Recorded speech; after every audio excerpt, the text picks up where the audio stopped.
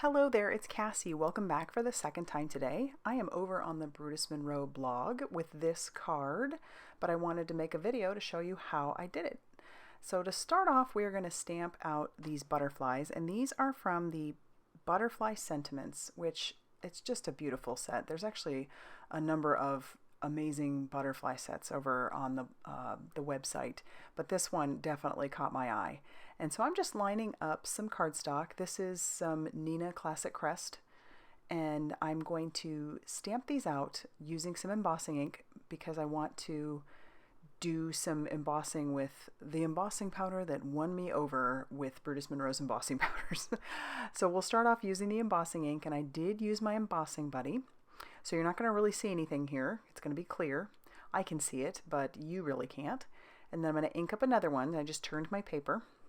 Once again using the magic powder bag, and then I'm going to grab the Raven Sparkle. Oh, this stuff is seriously what won me over. It's the first real embossing powder that I ever had from Brutus Monroe, and I love it because it's black and it's detail, but it has these bits of glitter in them, and so it's just so stunning, so stunning. So I'm going to heat that till that is smooth and melted, or at least as smooth as a glitter embossing powder can be.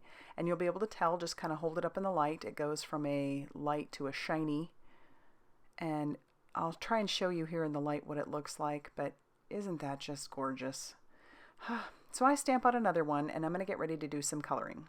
Now, let me just tell you, I am using my ARTEZA EverBlend markers, and lots of people have told me, and I have seen, that it is okay to color over embossing powder with your alcohol markers.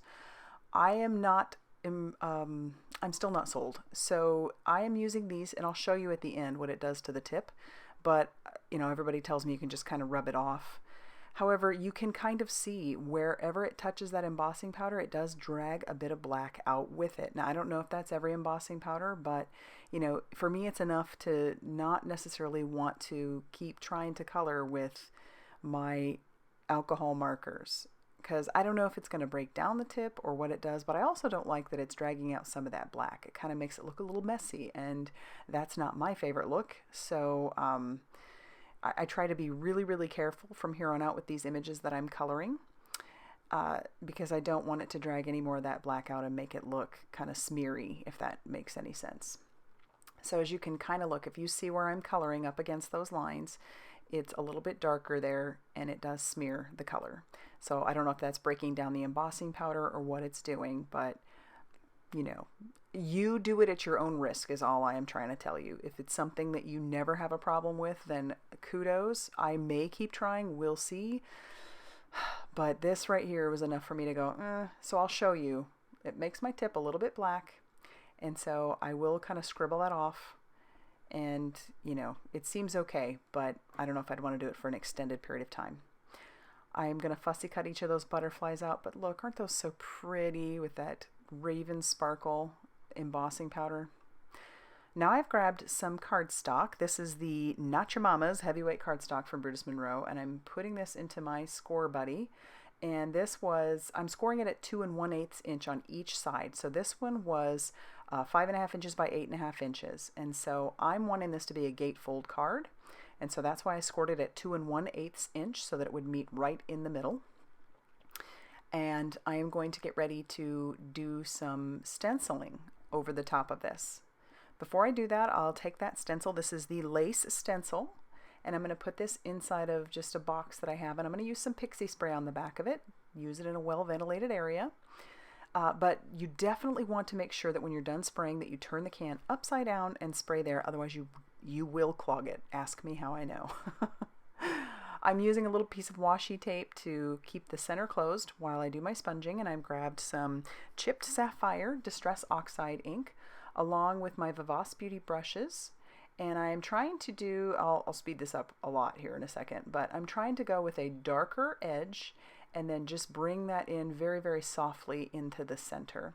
So both of those edges, the long edges, and even the bottoms a little bit, will be much darker as it gets lighter into the center. And so I'll do that all around the card.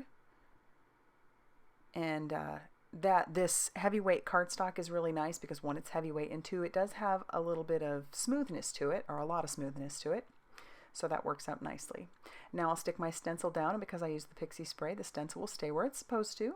And I'm going to lightly go over the top with that same chipped sapphire. And it doesn't look like much here. You know, it just looks like you're just doing blue over blue. But because I did a very light layer underneath and I'm doing a bit darker layer on top here, you're going to see it's really pretty. I would love to do it with some other colors, but this stencil just seemed to be perfect too. And so let me pull that away, and voila, I love how that looks. So I'll clean up my mess, and then I'm going to take some Tangerine Glitterstock, and I'm going to trim down just about 1/4 of an inch, 2 pieces, so that it'll just end up being like a border for those closers. And so I'm going to use some of my Brutus Monroe craft glue. I'm going to open up the cardstock because I just figured this will be a little bit easier to adhere it down. And then I'll put it right up along those edges. And then I'll do the same with the other side.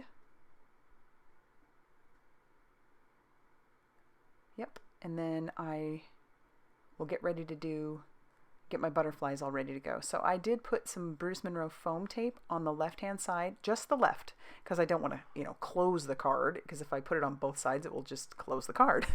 So I just put it on the left-hand side, and then I'm going to kind of line this up in the middle. And then I'll do that with the other 2 butterflies, peel off their release paper, and then stick those down one on top of the other pretty much. So we have a line of those pretty little butterflies. And then I'll get ready to stamp on the inside. But that orange and that blue, you know, complementary colors, oh, they're just so pretty. So I'm going to use some spiced marmalade to stamp one of the other butterflies into the middle, inside of the card. And then I'm going to stamp you from the stamp set in the chipped sapphire. So I know it just says you, but it's going to be a, you know, a lingering sentiment. So the outside will have the thinking of, and then you open it up and it says you. So I stamped that down using just some Memento Tuxedo black ink, and then I'm going to trim that down.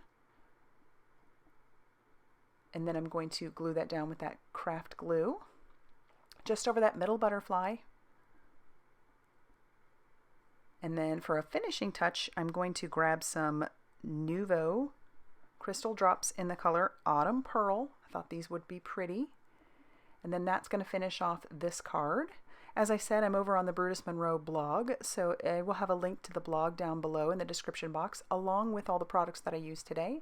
So if you want to head over to the blog and check out what we've been doing over there at Brutus Monroe, please do so.